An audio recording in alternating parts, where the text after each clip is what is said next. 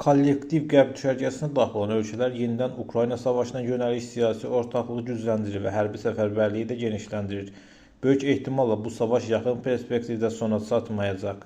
Yaxın Şərqdəki hərbi böhran Ukrayna savaşının beynəlxalq gündəmdən nisbətən arxa plana keçirmiş kimi görünür. Ancaq buna baxmayaraq, bu ilin mart ayı üçün açıqlanan hərbi statistika Ukrayna müharibəsinin xarakterində baş verən köklü transformasiyanı açıq şəkildə ortaya qoyur. Maraqlıdır ki, bütün bunlarla paralel olaraq Ukrayna savaşına münasibətdə Qərb siyasi dairələrində baş verənlərə yönəlik reaksiyalarda ciddi sərtləşmə də müşahidə olunur. Belə ki, Böyük Britaniya kralı ABŞ Konqresində ciddi geopolitik məzmun daşıyan mesajlar verməklə diqqət çəkib. İngilis monarx ABŞ və Böyük Britaniya tarix boyu birlikdə iştirak etdiyi müharibələri xatırladaraq müasir dövrdə oxşar mövqeyə üstünlük verməsinin və Rusiyaya qarşı qətiyyən göstərilməsinin vacibliyini vurğulayıb. Xüsusilə də NATO-nun 5-ci maddəsinin 11 sentyabr terror aktından sonra ilk dəfə olaraq kollektiv müdafiə prinsipi baxımından artıq aktual